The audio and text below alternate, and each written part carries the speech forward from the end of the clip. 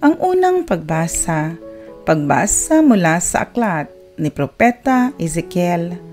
Ito ang sinasabi ng Panginoon, marahil ay sasabihin ninyong hindi tama itong ginagawa ko. Makinig kayo, mga Israelita. Matuwid ang aking tuntunin, ang pamantayan ninyo ang baluktot. Kapag ang isang taong matuwid ay nagpakasama, mamamatay siya dahil sa kasamaang ginawa niya. At ang masamang nagpakabuti at gumawa ng mga bagay na matuwid ay mabubuhay. Dahil sa pagtalikod sa nagawa niyang kasamaan noong una, mabubuhay siya, hindi mamamatay. Ang salita ng Diyos. Salmong tugunan, poon iyong gunitain, wagas mong pag-ibig sa akin. Ang kalooban mo'y ituro, O Diyos, ituro mo sana sa aba mong lingkod. Ayon sa matuwid, ako ay turuan, ituro mo poon ang katotohanan, tagapagligtas ko na inaasahan. Tugon, poon iyong gunitain, hugas mong pag-ibig sa akin. Poon gunitain pag-ibig mong wagas at ang kabutihang noompay na hayag. Patawarin ako sa pagkakasala, sa kamalian ko nang ako'y bata pa. Pagkat pag-ibig mo'y hindi nagmamaliw, ako sana poon ay alalahanin. Tugon, poon iyong gunitain, wagas mong pag-ibig sa akin. Mabuti ang poon at makatarungan sa mga salari, guro at patnubay. Sa mababang loob, siya yaong gabay at nagtuturo ng kanyang kalooban. Tugon, poon iyong gunitain, wagas mong pag-ibig sa akin. Ang ikalawang pagbasa mula sa sulat ni Apostol San Pablo sa mga taga-Filipos. Mga kapatid, nagbibigay ba sa inyo ng kasiglahan ang buhay na nakaugnay kay Kristo? Naaaliw ba kayo ng kanyang pag-ibig? May pagkakaisa ba sa inyo sa Espiritu Santo? Kayo ba'y may nadaramang hangarin na tumulong sa iba? Kung gayon, lubusin ninyo ang aking kagalakan. Maghari sa inyo ang pagkakasundo. Mabuklod kayo ng iisang pag-ibig at maging isa kayo sa puso't diwa. Huwag kayong gagawa ng anumang bagay dahil lamang sa hangad ninyong matanyag. Bagkus, magpakababa kayo at huwag ipalagay na kayo'y mabuti kaysa iba. Ipagmalasakit ninyo ang kapakanan ng iba, hindi lamang ang sa inyong sarili. Magpakababa kayo tulad ni Kristo Jesus. Ang salita ng Diyos. Ang mabuting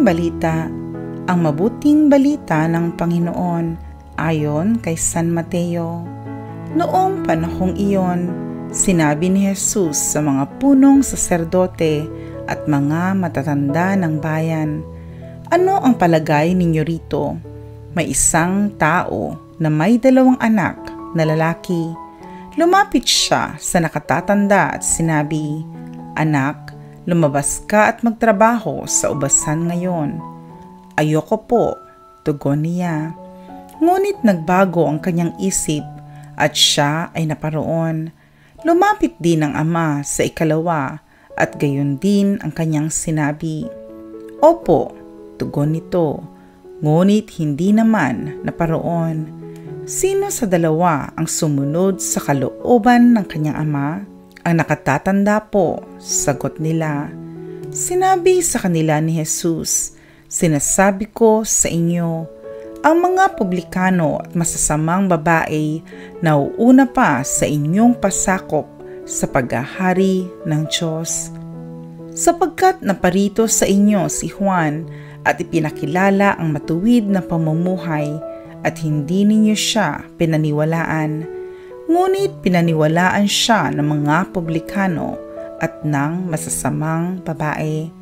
Nakita ninyo ito, subalit hindi pa rin kayo nagsisi at naniwala sa Kanya.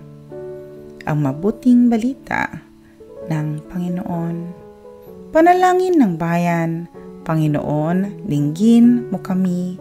Iwaksi nawa ng mga pinuno ng simbahan ang karangyaan sa buhay at manatiling tapat sa pagtugon sa iyong paanyaya upang sila'y maging kapani-paniwala sa bayan. Manalangin tayo. Panginoon, dinggin mo kami. Ang mga namumuno sa pamahalaan ay magsikap nawa puksain ang lahat ng uri ng karahasan sa pamamagitan ng mapayapang pamamaraan at ipagtanggol ang karapatan, dangal at buhay ng mga mahihirap. Manalangin tayo. Panginoon, dinggin mo kami. Ang mga kapatid naming relihiyosong madre, ngayong ipinagdiriwang namin ang Mission Day for Religious Sisters, ay magtaguyod nawa ng kamalayang hindi lamang nakatuon sa pagbabahagi ng kaalaman, kundi sa paghuhubog ng moralidad at konsensya ng tao. Manalangin tayo. Panginoon, dinggin mo kami. Ang mga walang trabaho ay mapuno nawa ng pag-asa at magsumikap na makahanap ng sapat na kabuhayan upang matulungan nila ang kanilang sariling pangangailangan at kanilang pamilya. Manalangin tayo. Panginoon, dinggin mo kami. Isaalang-alang nawa ng mga negosyante at ng mga mayayaman ang kapakanan ng inang kalikasan at ng mga katutubo. Iwaksi nawa nila ang mga proyekto at gawaing makasisira sa kapaligiran. Manalangin tayo. Panginoon, dinggin mo kami.